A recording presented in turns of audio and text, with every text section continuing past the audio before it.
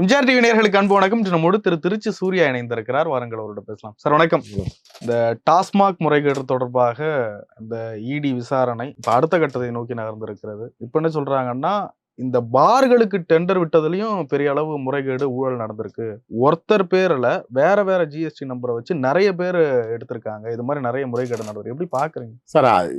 டாஸ்மாக் உள்ளார நீங்க போனீங்கன்னா எல்லாமே பிரச்சனை தான், எல்லாமே லஞ்சம் தான், எல்லாத்துலேயும் காசு இருக்க தான் செய்யும். அது அவங்க அதனால தான் அந்த டிபார்ட்மெண்ட்டை வந்து சூஸ் பண்ணியிருக்கிறாங்க.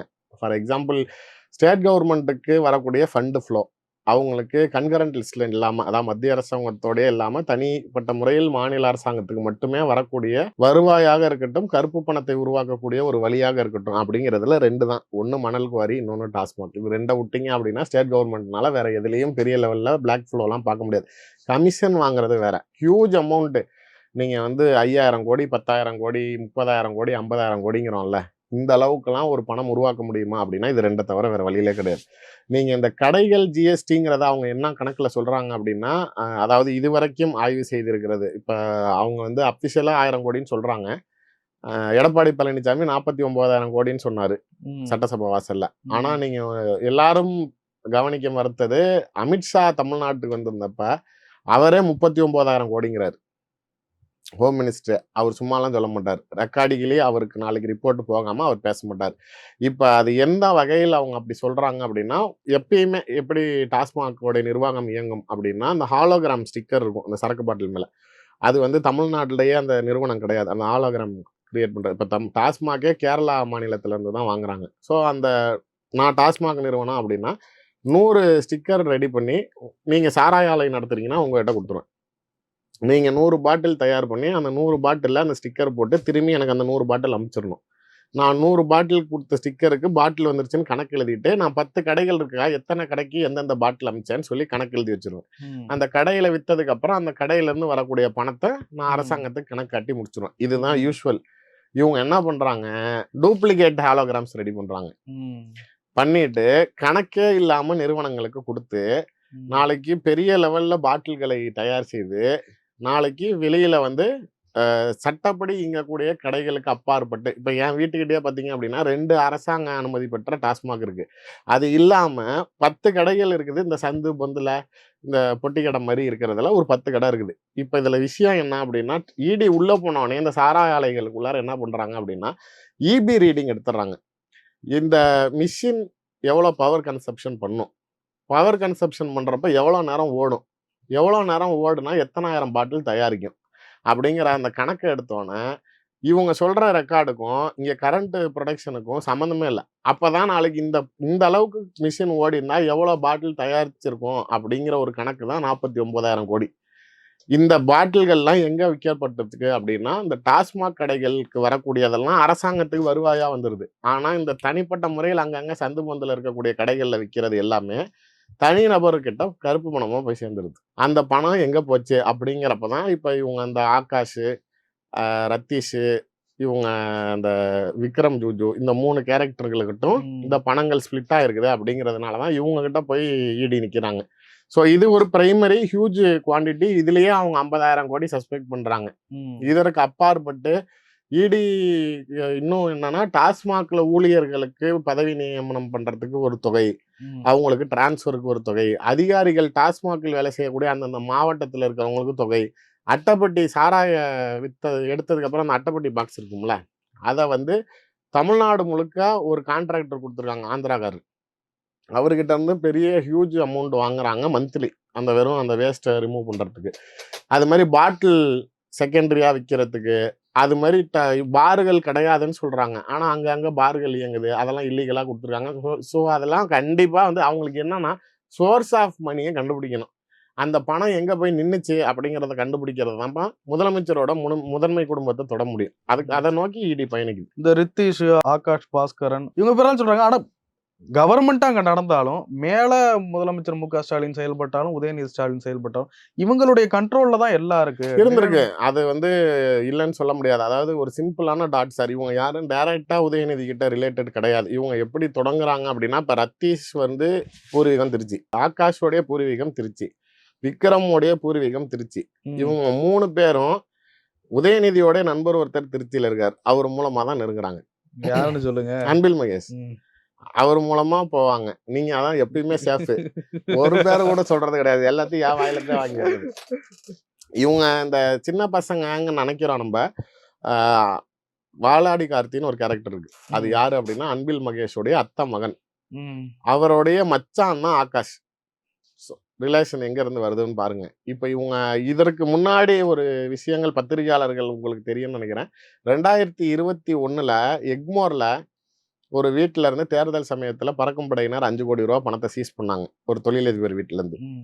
அதுதான் ஆகாஷ் பாஸ்கர். ஓ. எலெக்ஷன் டைம்லயே அன்பில் மகேஷ் தேர்தலுக்கு நிக்கிறப்ப அவர் வீட்டுல வந்து பண ஃப்ளோ இருந்துச்சுன்னு அரெஸ்ட் செய்யப்பட்டார். அது மாதிரி இவர்கிட்ட இருக்கக்கூடிய பணங்கள், இவ்வளவு அதிகாரத்துவங்கள் இவங்க கிட்ட எல்லாமே போறதுக்கு ரீசன் என்ன அப்படின்னா அன்பில் மகேஷோடைய ப்ராடக்ட்ஸ். இவங்க எல்லாம் கொண்டுட்டு வந்து எனக்கு நம்பிக்கையான ஆட்கள், இவர்களை வைத்து இவர்கள்கிட்ட பணம் கொடுக்கறப்ப இதெல்லாம் நம்ம கட்டுப்பாட்டில் இருக்கணும். இவர் தான் இவர்களை உருவாக்கி உதயநிதியிடம் நெருக்கமாக்குகிறார். ம். இதுதான் பிளே. நீங்க ரத்தீஷ் யாரு அப்படின்னு பாத்தீங்க அப்படின்னா அவர் வந்து புனிதவெளி பழனியாண்டின்னு ஒரு மேயர் இருந்தாங்க. ம். 90களில் வந்து 92 93ல மேயரா இருந்தாங்க திருச்சியில். அவங்களோட பேரன். இவங்களோட இனிஷியல் பிஸ்னஸ் என்னவா இருந்துச்சு அப்படின்னா அந்த நேச்சுரல் சலூனோட ஃப்ரான்ச்சைஸி எடுத்து திருச்சியில் இவர் கால் ஊனர். அப்படி இவங்க 3 பேருமே லயலா காலேஜில் விஷுவல் கம்யூனிகேஷன்ஸில் ஒரே கிளாஸ். ஓ. இதுதான் இவர்களுக்குள்ளார ஏற்படுற நெருக்கம். நீங்கள் வந்து ஆகாஷ் பாஸ்கரனை வந்து கவின் கேரோடைய மருமகன், அதனால தான் இவ்வளோ பணம் புழங்குது அப்படின்னு டைவர்ட் பண்ணுறாங்க. பட் என்னை பொறுத்த வரைக்கும் கவின் கேரும் ஒன்றும் வெளியாட்கள் கிடையாது. கலைஞருடைய முதல் மனைவி பேர் பத்மாவதி.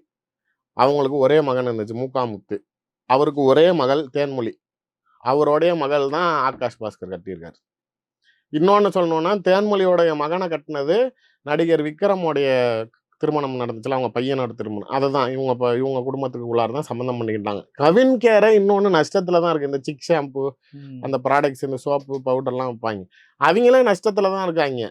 இன்னொன்று இவ்வளோ நாள் அமைதியாக இருந்தவர் 6 மாசத்துல 1500 கோடி ரூபாய் பட்ஜெட்டில் படம் எடுப்பது அப்படிங்கிறதுலாம் சாதாரணம் கிடையாது. நான் சொல்கிறேன் எப்போ அந்த 6 மாதம் பீரியடை நான் லாக் பண்ணுறாங்கிறதையும் சொல்கிறேன். இவங்க திடீர் வளர்ச்சி, அதாவது ரஜினி, கமல், அஜித், விஜய், இதுக்கு அப்பாற்பட்டு இருக்கக்கூடிய டாப் 3 நடிகர்கள் தனுஷ், சிம்பு, சிவகார்த்திகேயன். இவங்க 3 பேரை வச்சு 3 படம். அந்த இட்லி கடைங்கிற தனுஷோடைய ஒரு படம் ஒண்டர் பார் ஃபிலிம்ஸ் அவருடைய சொந்த ப்ரொடக்ஷன்ஸ்ல தயாராகிக்கிட்டு இருந்தது. ஆனால் அந்த பணம் பத்தாம அந்த படம் பாதி ஷூட்டிங்ல நிக்குது. இவங்க வாண்டடா போய் நாங்க பணம் தரோம், நாங்க எடுக்கிறோம் அப்படின்னு போறாங்க. எவ்வளோடா பட்ஜெட்னு கேட்டா 1000 கோடியும். இது 1000 கோடி. சிம்புவோட 49வது படம். படத்துக்கு இன்னும் பேர் வைக்கல. அது 200 கோடி. பராசக்தி சிவகார்த்திகேயன் 350 கோடி. சாதாரணமா வந்துருச்சு 1500 கோடி. எப்படி வந்தது 1500 கோடி? அதான் எவ்வளவு ஃபண்ட் ஃப்ளோ சார். ஒண்ணு அண்ணாமலை படம் பார்த்துருக்கீங்களா? ரஜினி பணத்தை கட்டா ரூம்ல அடுக்கி வச்சுட்டு பணத்தை செலவு பண்ணணும் அப்படிங்கிறப்ப அவர் என்ன செய்வார்? எதில் செலவு பண்ணுவார்? அதையாச்சும் சொல்லுங்க. பேர் தான் சொல்ல மாட்டீங்க, இதையாச்சும் சொல்லுங்க. இல்ல எதெல்லாம் செலவு பண்ணுவார்? 30 நாள்ல 30,000 கோடி செலவு பண்ணணும் அப்படின்னு அவங்க அப்பா சொல்லிடுவார். குதிரை பந்தயம், சூதாட்டம், எம்ப்ளாயிஸ்க்கு அதிகமா கொடுப்பாரு. ரைட்டு. அது எம்ப்ளாயிலாம் இல்ல, லாவிஷா செலவு பண்ணணும். அதாவது அவர் முதல்ல செலவு பண்றது அரசியல். அடுத்தது நாளைக்கு செந்தில வச்சு சினிமா படம் எடுப்பாரு. ஆமா. அதுக்கப்புறமேலே ஆடம்பர வாழ்க்கை, சாதாரணமா கூட இருக்க எல்லாத்தையும் கூட்டிட்டு வந்து ஆடம்பர வாழ்க்கை ஹோட்டல்ல தங்க வச்சு இது பண்ணுவாரு. குதிரை அது இதுன்னு சூதாட்டத்துல விடுவார். இது 4 தானே. இப்ப இந்த 4 இங்க நடக்குது. அரசியல் கட்சிக்கும் பணம் செலவு பண்ணிக்கிறாங்க, சினிமா ஃபீல்டுக்குள்ளாரையும் பணம் புழங்குது. மற்றபடி சூதாட்டம், ட்ரக்ஸ், போக்குவரத்து, அது வந்து பணத்தை தீக்குறது. இது வந்து பணத்தை பெருக்கிறதுக்கு. பெருக்கணும்னு அவசியமே இல்லை. யார் கணக்கு கேட்க போறீங்க? அப்படி பணத்தை கணக்கு கேட்கறதா இருந்தா இன்னைக்கு விக்ரம் ஜூஜு கிட்ட நாளைக்கு 210 கோடி ரூபாய்க்கு வாட்ச் இருக்குமா? அவருடைய இன்ஸ்டா பக்கம் இப்போ டெலீட் செய்யப்பட்டது. நான் வேணா உங்களுக்கு அந்த போட்டோ அனுப்புறேன், நீங்க வேணா பேசுறப்ப ஃப்ரேம்ல பக்கத்துல வைங்க. அவருடைய இன்ஸ்டா பக்கத்திலே என்னுடைய வாட்ச் கலெக்ஷன்ஸ் அப்படின்னு சொல்லி ஒரு லிஸ்ட் போட்டிருக்காரு. அதுல வெறும் 6 வாட்ச் தான் இருக்குது. அந்த 6 வாட்சும் நாளைக்கு அதோடைய விலை எவ்வளோ அப்படின்னு பார்த்தீங்க அப்படின்னா $25 மில்லியன். எனக்கு ஆக்சுவலாக நான் அந்த 25 மில்லியனை வந்து ஐஎன்ஆர் கன்வெர்ட் பண்ணுறதுக்கு கால்குலேட்டரில் போட்டேன். அது வந்து ஃபுல் ஜீரோவாக வந்ததுனால என்னால் பார்க்க முடியல. நானே அந்த அமௌண்ட்டை எப்படி கண்டுபிடிச்சேன்னா சாட் ஜிபிடியில் போய் convert to 25 million $US to INR அப்படின்னு சொல்லி போட்டதுக்கு அப்புறம் தான் அது எனக்கே அமௌண்ட் தெரியுது. 210 கோடி ரூபாய்க்கு ஒருத்தன்ட வாட்ச் மட்டும் வாங்குறதுக்கு பணம் இருக்குதுன்னா எப்ப தெரியுமா அந்த வாட்ச் அப்படி வாங்க தோணும்? ஒரு 5000 10,000 கோடி வெறும் கேஷாவே அவன் கையில இருக்குது அப்படிங்கிறப்பதான் நாளைக்கு ஒரு 250 கோடி ரூபாய்க்கு வாட்ச் வாங்கணுங்கிற எண்ணம் வரும். இல்லைன்னா எப்போ வாங்குவீங்க? வெறும் நாளைக்கு ஒரு 500 கோடி இருக்குன்னு வச்சுக்கோங்க, எவனாவது பாதி அமௌண்ட் வாட்ச் வாங்குவானா? ஒரு சிம்பிளான லாஜிக்கு. அவன் வருமானத்துக்கு ஏற்ற அளவுக்கு ஒரு வாட்சுக்கு உண்டான ஒரு எக்ஸ்பென்ஸ் செலவு பண்ணுவாங்கல்ல. இப்போ நான் ஒரு 50,000 ரூபா சம்பளம் வாங்குறேன் அப்படின்னா ஒரு 5,000 ரூபாய்க்கு வாட்ச் போடுவேன். ரியாலிட்டி தானே. அப்போ நீ 250 கோடி ரூபாய்க்கு வாட்ச் வாங்குற அளவுக்கு உனக்கு இருக்குது உன் சக்தினா, அப்போ உன் கையில் எவ்வளோ பணம் இருக்குது? ரத்தீஷுங்கிறது ஆரம்பத்துல இருந்தே அவரும் ஒரு ப்ரொடக்ஷன் கம்பெனி வச்சிருக்காரு, ரிபல் ஸ்டுடியோஸ் அப்படின்னு சொல்லிட்டு. அது 3 படம் எடுத்தாங்க, 3 படமும் ஃபெயிலியர் தான். பட் இவங்க படம் எடுக்கிறதெல்லாம் சக்ஸஸ் காட்டணும், அதில் சம்பாதிக்கணுங்கிறதுனால இல்லை, அந்த அடையாளத்தை உருவாக்கிக்கிறது. நீங்கள் சினிமா துறையில் உள்ள போய் நாளைக்கு வெறுமனையாக போய் நாளைக்கு பழகிறப்ப நான் ஒரு ப்ரொடியூசர், நான் ப்ரொடக்ஷன் கம்பெனி வச்சிருக்கேன் அப்படின்னா தான் ஒரு நடிகரோ ஒரு நடிகையோ உங்கள்கிட்ட நின்று பேசுவாங்க. மற்றபடி நீ எவ்வளோ பெரிய கோடீஸ்வரனா இருந்தாலும் இன்னைக்கு எப்படி IPL கம்பெனி டீம் வச்சிருக்கிறது ஒரு பெரிய அந்த மாநிலத்தை சேர்ந்த தொழிலதிபர்களுக்கு ஒரு பெருமையாக இருக்குதோ, அதே மாதிரி சினிமா துறையை சார்ந்தவர்கள்ட்ட நீங்கள் தயாரிப்பாளராக இருந்தால் மட்டும்தான் பேசுவாங்க. அப்படிங்கிறப்ப இவங்க அதை கிரியேட் பண்ணிக்கிறாங்க. நீங்கள் ரத்தீஷ் கிட்ட உண்மையிலே ஒரு நார்மல் மிடில் கிளாஸ் ஃபேமிலியிலேருந்து வந்தவனா ஒரு பெரிய இவன் காட்டுற அளவுக்குலாம் வசதி கிடையாது. அவனோடைய அதிகாரத்துவத்தை விசாரிக்கிறப்ப அவர் ரோல்ஸ் ராய்ஸ் காரில் தான் வருவாராம். செனட் ஆஃப் ரோடில் முதலமைச்சருடைய கார் எவ்வளோ தூரம் அந்த வீடு வரைக்கும் உள்ளே போய் எங்கே நிற்குமோ அந்த இடம் வரைக்கும் இவனோட ரோல்ஸ் ராய்ஸ் கார் வந்து நிற்கணும்.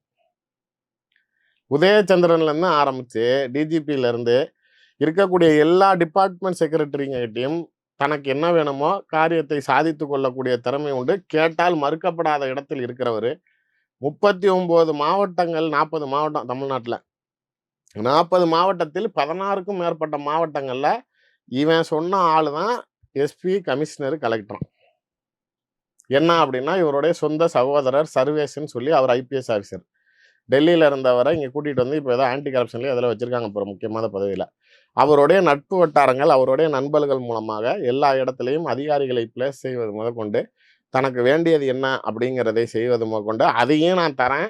ECRல இன்னொன்று G2 பாலா இருக்கார்ல, அவரோட ஆளினால் ரத்தீஷ் தான் எங்கே பிளாட் போடணும், எங்கே இடம் எடுக்கணும் இவங்க பண்ணி தரது. இவங்க தான் ஃபஸ்ட்டு போய் இடத்த பார்த்துட்டு வந்து அவர்கிட்ட கிளியரன்ஸ் கொடுப்பாங்க, ஓகேன்னு. அதுக்கப்புறம் தான் அந்த ஆள் உள்ளே இறங்குவார். ECRல இப்போ ரத்தீஷ் ஒரு வீடு கட்டிக்கிட்டு இருக்காரு. அந்த ஃபோட்டோவையும் நான் தரேன், தயவுசெய்து பிளாக்ல வைங்க, அப்போ தான் பார்க்குறவங்களுக்கு தெரியும். 300 கோடி ரூபாய்க்கு வீடு கட்டுறான். நட்சத்திர விடுதிகளில், வீடுகளில், ஹோட்டல்களில் எப்படி அந்த பெரிய ஸ்விம்மிங் பூல் இருக்குமோ, அங்கே நாளைக்கு அங்கே பார்ட்டிகள் நடக்குமோ, அதை வீட்லேயே தயார் பண்ணி ஃபுல்லாக சி வியூ பார்க்குற மாதிரி கடல் பார்வையோட வச்சு நாளைக்கு 300 கோடி ரூபாய்க்கு வீடு கட்டினா அந்த இடத்தோடைய மதிப்பு மட்டுமே நான் சொல்கிறது 120 கோடி ரூபாய்க்கு மேலே. அதில் இவங்க பில்டிங் கன்ஸ்ட்ரக்ஷன் காஸ்ட் மட்டுமே 300 கோடி, கிட்டத்தட்ட 500 கோடி ரூபாய்க்கு ஒரு வீடு மட்டும் கட்டுறாங்க. இவருடைய அண்ணன் IPS ஆஃபீஸர், இவனுக்கு வேற எந்த தொழிலும் கிடையாது. இவனுடைய வளர்ச்சியே நாளைக்கு இந்த 3 வருஷத்துக்குள்ளார தான் உயர்ந்திருக்கு. அதுவும் இப்போ நிறைய இப்போ ட்விட்டர்லேயே அந்த வீடியோ வர ஆரம்பிச்சிருச்சு. செந்தில் பாலாஜி நெஞ்சுவலி வந்து மருத்துவமனையிலையும் அனுமதிக்கப்பட்டிருக்கப்ப உதயநிதி அவரை இரவு சந்திக்க போறாரு. அப்போ கூட யாரை கூப்பிட்டு போறாரு? 2 பேர். அது போலீஸ் மறைச்சிடுறாங்க. இவர் அந்த போலீஸ் கிட்ட அவங்க 2 பேர்த்த விடுங்க அப்படின்னு சொல்லி அந்த 2 பேர் கூப்பிட்டு போறாரு. அந்த 2 பேர் யாரு அப்படின்னா விக்ரமும் நாளைக்கு ஆகாஷ் பாஸ்கரன். இவங்களை எதுக்கு கூப்பிட்டு போறாரு? அதுவும் இரவு செந்தில் பாலாஜியை சந்திக்க அப்படின்னா, நீங்க சிறைக்கு போறதுனால அமைச்சரா இருப்பீங்க, நான் வெளியில யார் இந்த கல்லா கட்டுறதெல்லாம் பார்க்குறேன், இந்த கரூர் கம்பெனி கலெக்ட் பண்ணி கொடுத்த பணங்கள், சாராய ஆலையிடம் இருந்து நீங்கள் வசூல் செய்து கொடுக்குற பணங்களை யார் சமாளிக்கிறது அப்படிங்கிற இடத்துல தான் இவங்க 2 பேர் தான் இனிமேட்டு அதை பார்த்துக்குவாங்க. நீங்கள் எல்லாத்தையும் அவங்ககிட்ட ஒப்படைக்க சொல்லுங்க. நீங்கள் இருந்து செய்ய வேண்டிய இடத்துல அவங்க செய்வாங்க. ரத்தீஷும் அதில் ஒன் ஆஃப் தி ஆள். அவன் வந்து உட்காந்த இடத்துலேருந்து ப்ளே பண்ணுறான்.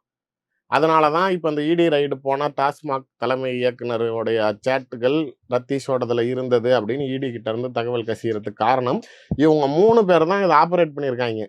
கரெக்டாக 400 நாட்கள் செந்தில் பாலாஜி சிறையில் இருந்த சமயத்திலிருந்து இன்னைக்கு வரைக்கும் சேர்த்திங்கன்னா ஒரு 600 நாள் ஆச்சு. கிட்டத்தட்ட 1.25 வருஷம். இந்த 1.25 வருஷத்தில் இதில் வந்து அவ்வளோ பணமும் இவங்க 3 பேர்த்துக்கிட்ட தான் போயிருக்கு. இதுதான் விஷயம். அந்த டாஸ்மாக் ஃபண்டுகளை ட்ராக் செய்கிறப்ப அதை வந்து எங்கே ஃபண்டு போச்சுங்கிறப்ப இவங்களை பிடிக்கிறப்ப இன்னொன்று சொல்கிறேன், செந்தில் பாலாஜியை இந்த விஷயத்தில் தொடமாட்டாங்க டாஸ்மாக் விஷயத்தில். ஏன்னா செந்தில் பாலாஜி முழுமையாக பிஜேபியிடம் சரணடைந்து விட்டார். சரணடைஞ்சிட்டாரா? சரணடைஞ்சிட்டாரு. இல்ல இன்னமும் எம்எல்ஏவா தானே இருக்காரு, வந்து அமைச்சரானாரு. அதாவது நீங்க அதுலயே உங்க கேள்வியே நீங்க உங்ககிட்ட திரும்பி கேட்டு பார்த்துக்கணும். 400 நாட்கள் சிறையில் இருந்தாரு. எதுக்காக? உயர்நீதிமன்றமும், உச்சநீதிமன்றமும் அமைச்சர் பதவியை ராஜினாமா பண்ணிட்டு வா, பெயில் தரேன்னுச்சு. நான் நாளைக்கு ஜெயிலுக்குள்ளாரே இருந்தா கூட மந்திரியா தான் இருப்பேன். பதவியை ராஜினாமா பண்ணிட்டு பெயில்ல வரணும்னு எனக்கு அவசியம் இல்ல அப்படின்னு சொன்னாலே, இன்னைக்கு ஏன் நாளைக்கு அவருடைய பதவியை ராஜினாமா பண்ணணும்? உச்சநீதிமன்றம் சொல்றது எல்லாத்தையும் கேட்டதா தமிழ்நாடு அரசு? நாளைக்கு இப்பயும் அவருடைய உச்சநீதிமன்றத்தில் இவர் மந்திரி பதவியை ராஜினாமா பண்ணாம இருந்து, ஒருவேளை உச்சநீதிமன்றம் இவருடைய பெயிலை கேன்சல் செஞ்சிருந்தா கூட மறுபடியும் அதுக்கும் நாளைக்கு மேல போய் ஸ்டே வாங்க முடியும். பொன்முடிக்கு என்ன செஞ்சீங்க?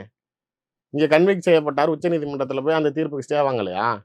அது மாதிரி உச்சநீதிமன்றத்திலையும் திரும்பி ஃபைட் பண்ணி செந்தில் பாலாஜியை உங்களால் அமைச்சரா தொடர வச்சிருக்க முடியும். ஆனா செந்தில் பாலாஜி இதுல இருந்து மெதுவா நவுந்துக்கிட்டாரு.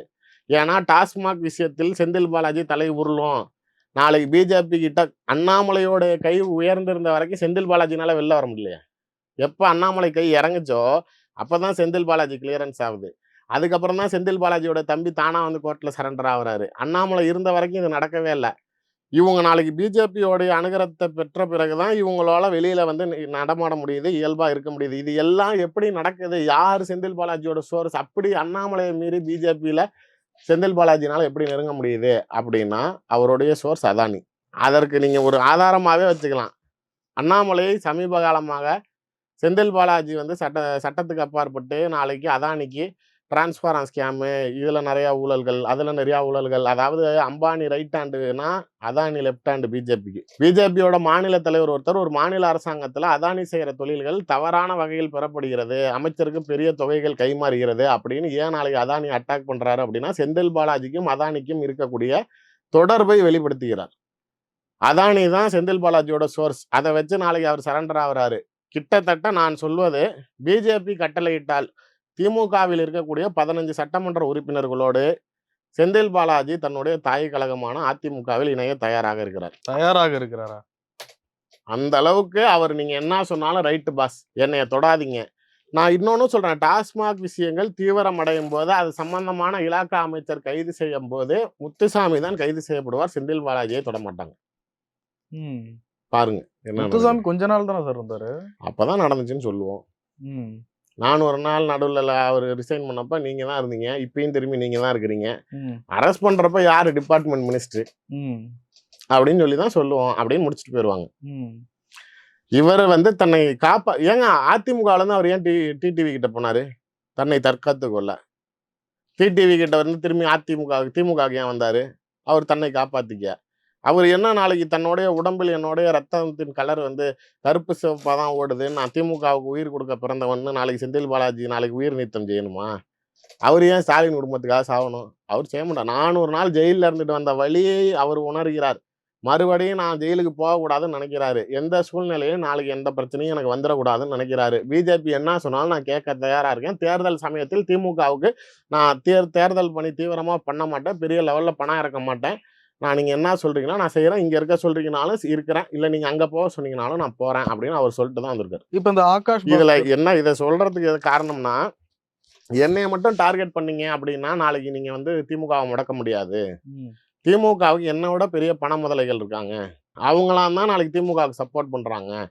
நீங்க கண்ணுக்கு தெரியாத நிறைய பேர்கிட்ட கோடி கோடியா கொட்டி கிடக்கு, அவங்களெல்லாம் விட்டுட்டு நீங்க என்னைய பிடிச்சா எப்படி டிஎம்கே முடங்கும் அப்படின்னு திமுகவில் யார் யாரை பிடிச்சிங்கன்னா திமுகவை முடக்க முடியும்னு செந்தில் பாலாஜி கொடுத்த பட்டியல் தான் கேஎன் நேருக்கு முதல் ரைடு, ஆகாஷ் பாஸ்கருக்கு போறது, ரத்தீஷுக்கு போறது, விக்ரம் ஜூஜுக்கு போறது, அடுத்தது யாருக்கு போகணும்னு நான் சொல்றேன், அண்ணாநகர் கார்த்தி, அதுக்கு அடுத்தது வாலாடி கார்த்தி, இவரு அன்பில் மகேஷோடைய அத்தை மகன், அதுக்கப்புறம் அவரு பேர் என்ன ராஜான்னு சொல்லிட்டு கிஸ்கால் டிஎம்டி அவங்களுடைய மகன் கோயம்புத்தூர், அவரு இங்கெல்லாம் தான் போக போறாங்க. இவரு தான் செந்தில் பாலாஜி கொடுத்த ட்ராக்ல தான் இடி பயணி. இது வந்து இத பத்திய ஆதார் வந்து டிஎம்கே தலைமை கிட்ட இருக்கா? செந்தில் பாலாஜி இப்படி எல்லாம் பண்றாரு, இவர் பிஜேபி நம்ப மாட்டேங்கிறாங்க. நானே ஒரு 2-3 வீடியோல பேசினேன், அதை பார்த்துட்டு நம்ம சும்மா சொல்றோம்னு நினைக்கிறாங்க. அது அவங்க பட்டாதான் தெரிஞ்சுவாங்க. வெளியில இருந்து தூக்கிட்டு வந்து எங்க இருந்தா வந்தவனுக்கு இன்னைக்கு இவ்வளவு பெரிய இலாக்காக்கள் இபியை கொடுத்து டாஸ்மாக கொடுத்து கொங்கு மண்டலம் பூரா அவன் கட்டுப்பாட்டுல கொடுத்து என்ன வேணாலும் நீ செய்ப்பா ராசா அப்படின்னு விட்டதுக்கு அவன் உங்களுக்கு திரும்பி செய்யறப்ப நீங்க அனுபவிங்க. 5 வருஷம் வெறும் ஆட்சி அதிகாரம் மந்திரி பதவியை மட்டும் சுவைச்சுக்கிட்டு நாளைக்கு வந்து திரும்பி நாளைக்கு உங்களுக்குன்னு பிரச்சனை வரப்ப நாளைக்கு என்னைய விட்டுருங்கன்னு அவன் கை கழுண்டு போறானா, இதுவே நாளைக்கு நேரு செய்வாரா? இதே நாளைக்கு வேற இருக்கக்கூடிய உங்களுடைய திமுக அமைச்சர்கள் துரைமுருகன் செய்வாரா? உங்க மூத்த அமைச்சர்களாக இருக்கிறவங்க யாராவது நீங்க கட்சியை வேணா அடிச்சு காலி பண்ணிக்கங்க என்னை விட்டுருங்கன்னு ஒதுங்குவாங்களா? செய்ய மாட்டாங்கல்ல. வெளியில இருந்து தூக்கிட்டு வந்து நீங்க வச்சதுக்கு தானே அவர் செய்யறாரு, அனுபவிங்க. இப்ப இந்த ஆகாஷ் பாஸ்கரன், ரத்தீஷ் இவங்களை பத்தி எல்லாம் மு.க. ஸ்டாலினுக்கு அவார் இருக்கா? சார் அவரை பொறுத்த வரைக்கும் அவரு சொன்னா வெளில அசிங்கம். உளவுத்துறை ரிப்போர்ட்டை அவர் கேட்கறது கிடையாது. இன்னைக்கு நேத்திக்கெல்லாம் இல்ல, வருஷ கணக்கா. சிஎம்மாக வந்து கலைஞர் இருக்கிறப்பையும் சரி, 2 சிஎம் எடுத்துக்குவோம். சிஎம்மா கலைஞர் இருக்காங்க, சிஎம்மா ஜெயலலிதா இருக்காங்க அப்படின்னு வச்சுக்கோங்க. ஜெயலலிதா அம்மா சிஎம்மா இருக்கிறப்ப இன்டெலிஜென்ஸ் ரிப்போர்ட் சொல்றப்ப சசிகலா அம்மா கூட இருப்பாங்க. பார்த்து ஒரு டிஃபரன்ஸ். கலைஞர் சிஎம், ஸ்டாலின் டெப்டி சிஎம். ஆனா இன்டெலிஜென்ஸ் ரிப்போர்ட் கொடுக்குறப்ப டெப்டி சிஎம் உள்ள விட மாட்டார் கலைஞர். தனக்கு மட்டும்தான் வாங்கிக்குவார். அந்த தகவல் முதலமைச்சருக்கு மட்டும் தெரிய வேண்டியது எங்க என்ன நடக்குது அப்படின்னு நினைக்கிறவரு இன்னைக்கு உளவுத்துறை ரிப்போர்ட் எங்க தெரியுமா போகுது? தினேஷ் கிட்ட, அவருடைய பிஏ.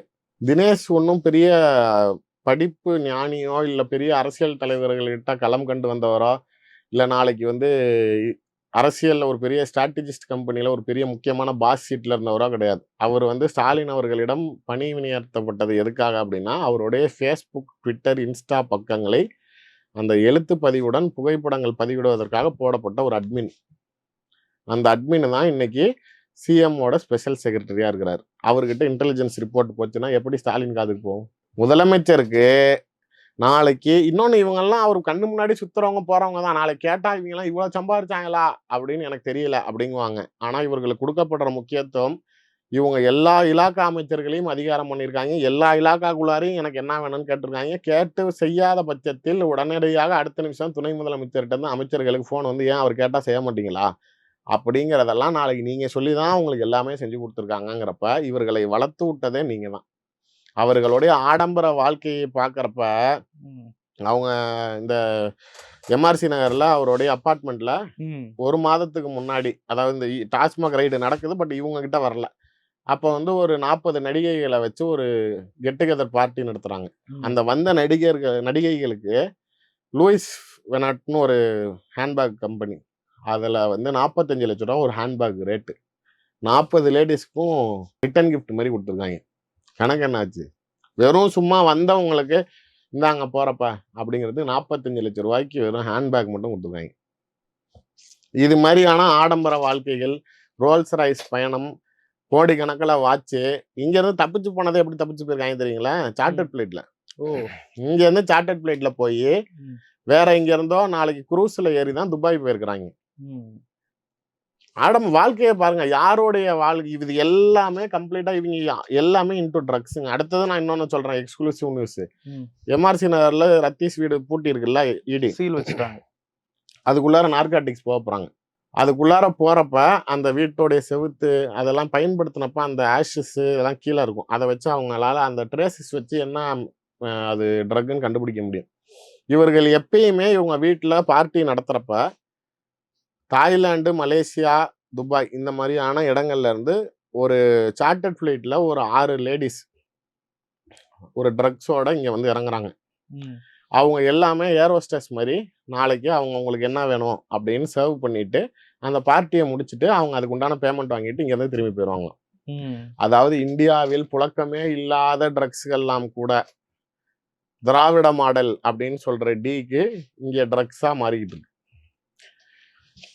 கடந்த ஆண்டுகள்ல சென்னையில மட்டும் ஒரு 20 வருஷம் வச்சுக்காங்க திராவிட ஆட்சியில, அதிமுக, டிஎம்கே எல்லாம் சேர்த்து, டிஎம்கே, ஏடிஎம்கே எல்லாம் சேர்த்து இருந்தது FL2 லைசன்ஸ் பார் 8 பார் தான் இருந்திருக்கு. FL2 லைசன்ஸ்னா பப்பு மாதிரி டிஜே போட்டுக்கலாம், 24 மணி நேரம் சரக்கு குடிச்சுக்கலாம், எவ்வளோ நேரம் வேணாலும் வண்டி ஓட்டிக்கலாம். 8 லைசன்ஸ் தான் FL2 இருந்திருக்கு. ஆனால் இன்னைக்கு கவர்மெண்டோட ரெக்கார்டு படி 220 FL2 லைசன்ஸ் பார் இந்த 4 வருஷத்துல. இது எல்லாருக்குமே யார் பாஸ் தெரியுமா? ஓனரு இந்த ரத்தீஷ், விக்ரம், இவங்க தான். இந்த எல்லா பார்கள்லயுமே கண்டிப்பாக ஒரு நாள்ல டி பார்ட்டி அப்படின்னு கொண்டாடப்படுது. என்னடா டி பார்ட்டின்னு கேட்டா ட்ரக்ஸ் பார்ட்டியா. ஃபுல்லாவே உள்ளுக்குள்ளார சகஜமா ட்ரக்ஸோடைய புழக்கம் அந்த பாருக்குள்ளார. எந்த நட்சத்திர ஹோட்டலுக்குள்ளாரையும் போலீஸ் அலௌடு கிடையாது. அவங்க பவுன்சர்ஸ் இருக்கிறவன் போலீஸே தடுப்பான். அதனால அங்க எல்லா இடத்துலயும் நாளைக்கு இங்க இருக்கக்கூடிய இளைஞர்கள் சீர்கெட்டாலும் பரவாயில்ல, நம்மளுக்கு பணம் வருதாங்கிற மாதிரியான மனநிலையில் செயல்படுறது தான் இது. எனக்கு இதுல இன்னும் எரிச்சலை ஏத்துது அப்படின்னா, 30 வருஷம் 40 வருஷம் திமுகவுக்கு உழைச்சவன்லாம் 4 வருஷம் ஆட்சி வந்து இன்னும் 1,00,000 கூட நான் கண்ணு முன்னாடி பார்க்கலங்கிறான். திமுகவில் கட்சியோடைய கொள்கை பொறுப்பு செயலாளரா இருக்காங்க, தலைமை கழக பேச்சாளரா இருக்கிறவங்க, கட்சிக்கு தொண்டைய தண்ணி வீணடிச்சு பொதுக்கூட்டங்கள் போடுவாங்க, தெருமுனையில நின்றுக்கிட்டு நாள் முழுக்க கட்டுவாங்க. தேர்தல் சமயத்துல அவங்களுக்கு வெறும் 5,000 ரூபா கொடுப்பான் ஒரு நாளைக்கு. அதை வச்சு அவங்க குடும்பத்தை நடத்திக்கணும். அவங்க எல்லாருமே என்னைக்காவது கட்சி ஆட்சிக்கு வரும், நம்ம நல்லா இருக்கலாம் சார். அவங்க எதிர்பார்க்கலாம் ஒன்றும் பெரிய விஷயம்லாம் கிடையாது. இந்த நர்ஸு டிரான்ஸ்ஃபரு, ஒரு பஸ் டிரைவர், கண்டக்டரு, அங்கன்வாடி வேலை, இல்லை சத்துணவு ஆயா வேலை, இதுதான் எதிர்பார்ப்பாங்க. இது ஒரு 2 லட்சம் 3 லட்சம் அந்த போஸ்டிங் பட்ஜெட்டு. இந்த பட்ஜெட்டை வாங்கி கொண்டு போய் அந்த காசை வாங்கிட்டு போய் ஒன்று சொந்தக்காரங்களுக்கு போட்டு கொடுத்து அவங்கள அரசாங்க வேலையில் உட்கார வைப்பான். இல்லை யாருக்கோ தெரிஞ்சவங்களை கூப்பிட்டு வந்து அவங்ககிட்ட கொஞ்சம் மினிமம் பணம் வாங்கிட்டு கொண்டு போய் வீட்டில் பொண்டாட்டிகிட்ட கொடுத்தா சந்தோஷப்படும், பரவாயில்ல அப்படின்னு நினைக்குவான். ஒருத்தனால கூட 1 ரூபா சம்பாதிக்க முடியல. இதே தப்பு தான் திமுக 2006 பண்ணுச்சு. ஒரு அமைச்சர் இருப்பார், அவர் கூட ஒரு 10 பேர் வருவான், எல்லாம் ஸ்கார்பியோ கார் வச்சுருப்பான், சஃபாரி வச்சுருப்பான், 2 ஃபோன் ஐஃபோன் வச்சுருப்பான், பிரேஸ்லெட் போட்டிருப்பான், 5 வருஷம் கூடயே இருப்பான். அமைச்சர் கூட இருக்கிறது எல்லாத்தையும் கொள்ளையடிச்சுக்கிட்டு 2011 முதலமைச்சர் ஆகிறார் ஜெயலலிதான்னு செய்தி வந்த அடுத்த நிமிஷமே கார்ல இருக்க கொடியெல்லாம் கழட்டிட்டு, நான் அரசியல் கட்சிக்கு எனக்கு சம்மந்தம் இல்லை, நான் பிசினஸ் மேனுட்டு போயிட்டாங்க. அதே மாதிரி தான் இப்போ இவங்களையும் கூட்டிகிட்டு வந்து எவ்வளோ நாளைக்கு கண்ணுக்கு தெரியாத அளவுக்கு கோடி பணத்தில் புரள்றாங்க. கட்சியில் இருக்கிற உண்மையான தொண்டர்கள் 1 ரூபா சம்பாதிக்க முடியல, அமைச்சர்களால் அவங்களுக்கு தேவையானதை செஞ்சுக்க முடியல, மந்திரிங்களால் சம்பாதிக்க முடியல. எம்எல்ஏங்கெல்லாம் 21 கடன் வாங்கி நின்ன காசை திரும்பி வட்டி கட்டிக்கிட்டு இருக்கேங்கிறாங்க, வட்டியை அடைக்க முடியலங்கிறாங்க. அடுத்த தேர்தலுக்கு நான் எங்கே போவேங்கிறாங்க. ரூலிங் கவர்மெண்ட் தான் பேர், ஆனால் இந்த டாப் டெக் மட்டும்தான் சம்பாதிக்குது, கீழே இருக்கிறது எதுவுமே சம்பாதிக்கல. நான் என்ன சொல்கிறேன்னா, சம்பாதிக்கிறது ஒன்றும் தப்பு கிடையாது. யார் சம்பாதிக்காமல் இருந்தா? எந்த ஆட்சியில் சம்பாதிக்காமல் இருந்தாங்க? மக்கள்லாம் இன்னைக்கு வந்து வாக்குக்கு வந்து பணம் வாங்குறது என் உரிமைன்னு ஆயிட்டான். நீ ஓட்டுக்கு என் காசு விடு அப்படின்னு ரைட்டாக கேட்குறான். அப்படி இருக்கிறப்ப நாளைக்கு உங்களுக்கு பணம் தேவைதான். நீங்கள் எடப்பாடி பழனிசாமி 8 வழிச்சாலைக்கு அவர் மாமனாரிடம் சம்மந்தியிடம் கான்ட்ராக்ட் கொடுத்தாருன்னு பேசியவர், மைக்கு போட்டு பேசியவர், நீங்கள் இன்னைக்கு என்னென்னமோ பண்ணி வச்சிருக்கிறீங்களே. அப்படிங்கிறப்ப சம்பாதிக்கிறது தேர்தலுக்கோ வாக்காளர்களுக்கோ கட்சிக்கோ நாளைக்கு அம்மையார் ஜெயலலிதாவை அந்த விஷயத்துல 100% பாராட்டலாம். ஆட்சி நடத்துறப்ப ஸ்கேமும் வெளில தெரியாது. செந்தில் பாலாஜி எதனால் ஜெயலலிதா அமைச்சர்லேருந்து நீக்கினாங்க? 4000 பேருக்கு வேலை போட்டு தரேன் அப்படின்னு சொல்லி பணத்தை வாங்கிட்டு வேலை போடலைன்னு சொல்லி அவங்கெல்லாம் ஆர்ப்பாட்டம் நடத்த போக தான். ஒன்ஸ் அது வெளியில் எக்ஸ்போஸ் ஆன அடுத்த நிமிஷம் அடிச்சு தூக்கி எறிஞ்சிட்டாங்க. சசிகலா அம்மாவோட ஃபுல் ஷேடோ செந்தில் பாலாஜி, இளவரசி அம்மாவோட ஆளினாலு. அப்படி இருந்தவங்களே ஜெயலலிதா வெளியில் ஸ்கேம் வந்துச்சுன்னு தூக்கி எறிஞ்சாங்க. ஸ்கேம் வெளில தெரியாது, ஆனால் அங்கங்கே பணம் வாங்கிக்கிட்டே இருப்பாங்க, வேலை நடந்துக்கிட்டே இருக்கும், போயஸ் கேடரில் பணம் சேர்ந்துக்கிட்டே இருக்கும். எதுக்கு அப்படின்னா, எலெக்ஷன் டைமில் அது மாதிரி கட்சியில் உண்மையாக உழைத்தவங்களை கண்டுபிடிச்சிட்டு வந்து வேட்பாளராக நிறுத்துவாங்களே தவிர காசு வந்து கட்சி தான் செலவு பண்ணும். ஆனால் நீங்கள் திமுகலாம் நாளைக்கு சீட்டு தரணும்னா கட்சிக்கு எவ்வளோ பணம் தரேன், நீ எவ்வளோ செலவு பண்ணுவேன் அப்படின்னா, இன்னைக்கு அவங்களோட மினிமம் டிமாண்டு ஒரு எம்எல்ஏ தொகுதிக்கே நாளைக்கு 100 கோடி கிட்ட இருக்கு. எம்பி தொகுதிக்கெல்லாம் 200-300 கோடின்னு போகுது.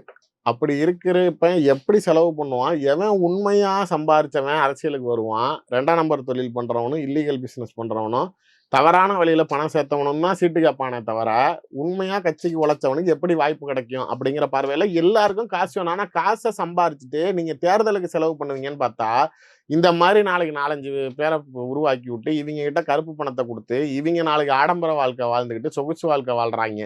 இந்த விக்ரம் ஜோஜோலாம் எந்த ஷூட்டிங்க்கு போனாலும் எவ்வளோ பெரிய நடிகைகள் இருக்கக்கூடிய ஷூட்டிங்லையும் இவன் வரான் அப்படின்னா அவனுக்குன்னு தனியாக கேரவன் இருக்கும். உங்களுக்கு தெரியும் கேரவனோட இம்பார்ட்டன்ஸ் என்ன அப்படிங்கிறது, சினிமா ஃபீல்டில் இருக்கிறவங்களுக்கு தெரியும். அப்படி இருக்கிறப்ப இவனுக்குன்னு ஒரு கேரவன் வந்து அங்கே ப்ரொவைட் செய்யப்படுங்கிறப்ப இவனோட இம்பார்ட்டன்ஸ் என்ன அப்படின்னா, இவன் கிட்டத்தட்ட இந்த சினிமா ஃபீல்டோடைய ஃபினான்சியர்ஸ் மாதிரி இருக்கிறான். யாராவது படம் எடுக்கிறவங்களுக்கு பணம் இல்லையா, இந்தா நான் வரேன், இந்தா வச்சுக்க அப்படிங்கிற மாதிரி. அது மாதிரி இந்த நடிகைகளுக்கு ஆடம்பரமாக பரிசு வாங்கி கொடுக்கறது, அவங்க போய் அந்த ஷூட்டிங் ஸ்பாட்டில் இவர்களுடைய இம்பார்ட்டன்ஸை கேதர் பண்ணிக்கிறது அப்படிங்கிறப்ப இவனுக்கு அந்த இமேஜ் பில்டப் ஆகுது. இது எல்லாமே நாளைக்கு நீங்கள் பண்ணுற தவறுனால வர்றது தானே. காசு சம்பாதிக்கிறதுக்குன்னு ஒரு எல்லை இல்லையா? அதுக்குன்னு நீங்கள் இவ்வளோ ஆடம்பரங்கள் செய்கிறப்ப இது நாளைக்கு நல்லா இருக்குதா அப்படிங்கிறது தானே கேள்வியாக இருக்குது. யாராக இருந்தாலும் எனக்கே எரிச்சல் என்னன்னா, இவர் பிடிஆர் 30,000 கோடி ரூபா மகனும் மருமகனும் சம்பாரிச்சிட்டாங்கன்னு சொன்னாங்க. மந்திரியே இலாக்கா மாற்றிட்டீங்க. குடியாத்தங்குமரன்னு கட்சியோடைய கொள்கை பொறுப்பு துணை செயலாளர். அவரு நாளைக்கு துரைமுருகன் 50,000 கோடி சம்பாதிச்சாருன்னாரு, கட்சியை விட்டு அவரை நீக்கிட்டீங்க. நாளைக்கு சொல்றவங்க மேலதான் நடவடிக்கைகள் இருக்கே தவிர, நாளைக்கு சம்பாதிச்சவங்க கிட்ட எதுவுமே கிடையாது. அப்படி சரி கட்சி எல்லாம் சம்பாதிக்கிறது தானேன்னா, அதை நீங்க மட்டும் தான் சம்பாதிச்சுக்கிறீங்க. கட்சியில இருக்கிற கீழே சீனியர் லீடர்ஸ் ஒரு சில அமைச்சர்கள்னால சம்பாதிக்க முடிஞ்சுங்க. துரைமுருகன் சம்பாதிச்சுக்கிட்டாரு, நேரு சம்பாதிச்சுக்கிட்டாரு, ஏவாவேலு சம்பாதிச்சுக்கிட்டாரு. அவ்வளவுதானே தவிர சக்கரபாணி சம்பாதிச்சாரு, இது மாதிரி மூர்த்தி சம்பாதிச்சுட்டாரு. ஏன்னா ஃபர்ஸ்ட் டைம் மினிஸ்டர், அதுவும் பெரிய டிபார்ட்மெண்ட்டை விட்டு அடிச்சு நொறுக்கிறாரு. அது மாதிரி இது மாதிரியான ஒரு சில அமைச்சர்கள் சம்பாதிச்சாங்களே தவிர மற்றபடி வேற யாருனால முடியுது? சிவசங்கர் கிட்ட போக்குவரத்து துறையும் இன்னைக்கு ஈபியும் சேர்த்து கொடுக்குறாங்க அப்படின்னா அவர் சம்பாரிச்சுக்கங்கன்னு இல்லை. அவரு மற்ற அமைச்சர்களை விட நாளைக்கு கூடுதலா நாளைக்கு கப்பம் கட்டுறாரு, கரெக்டா வந்து சேர்ந்துருதுங்கிறதுனாலதான் முக்கிய இலாக்காக்கள் போகுது. நாளைக்கு டாஸ்மாக் ஏன் முத்துசாமிகிட்ட போகுது அப்படின்னா, ஏற்கனவே அவர்கிட்ட கரெக்டா கொடுத்துக்கிட்டு இருந்தாரு. அதுக்கு முன்னாடியும் அவர் சிஎம்டியை முன்னாடி வச்சிருந்தாரு, அப்பயும் கரெக்டா கொடுத்துக்கிட்டு இருந்தாரு. முத்துசாமியை பொறுத்த வரைக்கும் அதிமுகவில் பயிற்சி பெற்றவர், அதனால கரெக்டா கல்லா கட்டுற பழக்கம் உள்ளதுனால இங்க தலைமை கொண்டுட்டு வந்து சேர்த்துடுறாரு. துரைமுருகன்ட்ட இருந்து மைன் சிஎம் பிடுங்கப்பட்டது. நாளைக்கு 100 போன் அடிச்சாதான் 100 ரூபா பணம் வருது, கேட்கலன்னா பணமே வரமாட்டேங்குது. உங்களுக்கு இலாக்காவிலிருந்து வசூல் செய்வதில் மட்டும்தான் முக்கியமா கவனமா இருக்கீங்களே தவிர, அதுவும் உங்க குடும்பத்தை சார்ந்தவர்கள் சம்பாதிக்கிறதுல தான் கான்சென்ட்ரேஷன் இருக்கே தவிர கட்சியுடைய வளர்ச்சிங்கிறதே இல்லையே. பிஜேபி தமிழ்நாட்டுக்குள்ளார கால் ஊனுவதற்கு என்னென்ன செய்ய முடியுமோ அதை செய்யறாங்க தான், இல்லைன்னா சொல்ல அரசியல் தான். டெல்லியில் அரவிந்த் கெஜ்ரிவாலுக்கு செஞ்சாங்க, தெலுங்கானாவில் சந்திரசேகர் ராவ் மகள் கவிதாவை உள்ள செஞ்சாங்க. அதே லாஜிக்கை தமிழ்நாட்டுக்குள்ளாரையும் செய்யறாங்க. ஆனா ஒரே கேள்விக்கு மட்டும்தான் திமுக பதில் சொல்லணும். அவங்க சொல்றது எல்லாம் ஃபேப்ரிகேட்டடா, பொய்யா, நடக்காத சொல்றாங்களா, நடந்தது தானே கேட்குறாங்க. அப்படிங்கிறப்ப இதற்கு நீங்க தானே பதில் சொல்லணும். அப்போ பிஆர்எஸ்லையுமே அவங்க கட்சிக்கு தான் தேர்தல் நிதி, இந்த எலக்ட்ரல் பாண்ட்ல பாத்தீங்க அப்படின்னா பிஜேபி அடுத்தது பிஆர்எஸ் ஒரு state party, Congress all Indian Congress 3வது இடம், பிஆர்எஸ்க்கு அவ்வளோ வசூலா இருக்குது. அது மாதிரி அவங்களும் குடும்பம் நாளைக்கு அவங்களோட பணம் சம்பாதிக்கிறது இதை மட்டுமே கவனம் செலுத்தினதுனால தான் அவங்களுக்கு அடி விழுந்துச்சு. நீங்க கட்சிக்காரங்களை சம்பாதிக்க விட்டுருக்கணும், கட்சியில இருக்கிறவங்களை சம்பாதிக்க விட்டுருக்கணும். 10 வருஷம் எதிர்கட்சியா இருந்தப்ப உங்களுக்கு அவங்களாம் தேவைப்பட்டாங்க. கோவிட் சமயத்துல அவன் கை காசப்பட்டு உங்க கட்சிக்காரங்க செலவு பண்ணாங்க. மக்களுக்கு மளிகை ஜாமான் வாங்கி கொடு, மருந்து வாங்கி கொடு, முகக்கவசம் வாங்கி கொடு, சானிடைசர் வாங்கி கொடுன்னு அப்பெல்லாம் யாரு காசு கொடுத்தா? அங்கங்க இருக்கிற ஒன்றிய செயலாளரும், அங்க இருக்க பகுதி செயலாளரும், மாவட்ட செயலாளரும் தானே செலவு பண்ணாங்க. இன்னைக்கு நீங்க ஆட்சிக்கு வந்ததுக்கு அப்புறமேல எல்லாமே 90% அமைச்சர்கள் நாளைக்கு அதிருப்தியில இருக்கிறாங்க. 60% சட்டமன்ற உறுப்பினர்கள் என்னமேட்டு எனக்கு சீட்டே வேணாங்கிறான். ஏன்னா போன தடவை வாங்கின கடனை அடைக்க முடியல, இப்பயும் ஒன்றும் எனக்கு பிரயோஜனம் ஆகல, நான் அடுத்த தடவை திரும்பி நின்னா நான் அவ்வளோதான் அப்படிங்கிறாங்க. நாளைக்கு இந்த லட்சணத்துல தான் இருக்குது ஆட்சி. இதையும் மீறி அவங்க இன்னும் கிட்டத்தட்ட அடிச்சு நொறுக்கி நவம்பர் மாசத்துலலாம் உதயநிதியை கை வச்சிருவோம் இடி. அப்படி இருக்கிறப்ப நீங்க இன்னும் அரஸ்ட் ரேஞ்சுக்கு போயிடும். கண்டிப்பா கைது பண்ணுவாங்க, கண்டிப்பா கைது பண்றாங்க. உதயநிதி கைது செய்யப்படுவார். கனிமொழியும் சபரீசனுக்கும் எந்த பிரச்சனையும் வராது அப்படின்னு பிஜேபி அவங்களுக்கு உத்தரவாதம் கொடுத்துருக்கு. அதனால டார்கெட் உதயநிதி தான். யாருக்கு உத்தரவாதம் கொடுத்துருக்கு? பிஜேபி சபரீசன் கிட்டயும், சபரீசனும் கனிமொழி 2 பேருக்குமே பிஜேபியில நல்ல வாய்ஸுங்க, அங்க நல்ல சப்போர்ட் அவங்க ஆளுங்க கையில வச்சிருக்காங்க. கனிமொழி ரஷ்யா போறாங்க இல்ல, அது இந்த பிரச்சனைகள் அப்ப அவங்க இருக்கக்கூடாது அப்படிங்கிற மாதிரியான சூழ்நிலையில தான் வெளியில அனுப்புறாங்களே. அதனால அவங்க இதை கண்டுக்காத மாதிரியா தான் இருப்பாங்க. அவங்களதான் நாளைக்கு அதிமுக எப்படி சில்லா உடைஞ்சதோ அது மாதிரி திமுகவை உடைப்பதற்கு உண்டான அடுத்த கட்ட பணியில் பிஜேபி இறங்கும். ஆட்சி அதிகாரத்தை புரிஞ்சுக்கணப்பா. எடப்பாடி சிஎம்மா இருக்கிற வரைக்கும் அவரை ஏதாவது ஆட்டி பார்க்க முடிஞ்சா? எப்ப கட்சி உடஞ்சிச்சு? ஆட்சி அதிகாரம் இழந்த பிறகு தானே. அதே பிரச்சனை திமுகவுக்கும் வரும். தேர்தலில் தோத்த பிறகு கட்சிக்குள்ளார சலசலப்புகள் அதிகரிக்கும், கனிமொழியை பிஜேபி ஆதரிக்கும், அப்ப சில பிரச்சனைகள் உள்ளாகும், கட்சி 2ஆவும் 3ஆவும் அந்த மாதிரியான சில சூழ்நிலைகள் உருவாகும். சபரீசனை பொறுத்த வரைக்குமே அவரே அதிருப்தியில இருக்காரு. ஏன்னா 10 வருஷம் உங்களால் ஆட்சிக்கு வர முடியல, ஒரு தடவை கூட ஜெயிக்க முடியல. பிரசாந்த் கிஷோரை நான் தான் கூப்பிட்டு வந்தேன், உங்களை ப்ரமோஷன் பண்ணி உங்களை கஷ்டப்பட்டு உங்களை நாளைக்கு நான் அந்த நாற்காலியில் உட்கார்றதுக்கு நான் பாடுபட்டேன். நீங்க இன்னைக்கு சபரீசனால தான் பிரச்சனை, சபரீசனால தான் பேர் கெட்டு போகுது, அதனால சபரீசனை வந்து இனிமேட்டு இந்தியாவுக்குள்ளார வரக்கூடாதுன்னு சொல்லி நாடு கடத்திட்டீங்க. நாளைக்கு நீங்க உங்க மகன் தானே முக்கியம்னு எல்லாம் செஞ்சீங்க, இப்போ மகனுக்கு வர பிரச்சனையை அனுபவிங்க. யார் இந்த முதலமைச்சர் ஆன பிறகு, ஆட்சிக்கு வந்த பிறகு யாரு நாளைக்கு லாபம் பார்த்தது, ஆதாயம் அடைஞ்சது? உதயநிதி தானே. அப்ப அந்த பிரச்சனைகளையும் அவரே சந்திக்கிட்டோம். சபரீசன் கை கட்டி வேடிக்கை பார்க்கிறார். அதனால டார்கெட் வந்து உதயநிதி தான். இது வந்து 3rd கேட்டகரி ரிங்கு. இப்ப இந்த ரிங்கு இப்ப நான் சொல்றேன்ல, அண்ணா நகர் கார்த்தி, இந்த கிஸ்கால் ராஜா, இவங்கெல்லாம் போக இப்போ ஆகாஷ், ரத்தீஷ், விக்ரம், வாலாடி கார்த்தி இந்த ரிங் எல்லாம் முடிச்சு அடுத்த ரிங் வரும். மகேஷ், அன்பில் மகேஷ், டிஆர்பி ராஜா அவங்க எல்லாம் வருவாங்க. அதை முடிச்சுட்டு கடைசியா உதயநிதி. நிறைய விஷயங்களை பகிர்ந்து கொண்டு ரொம்ப நன்றி சார். நன்றி.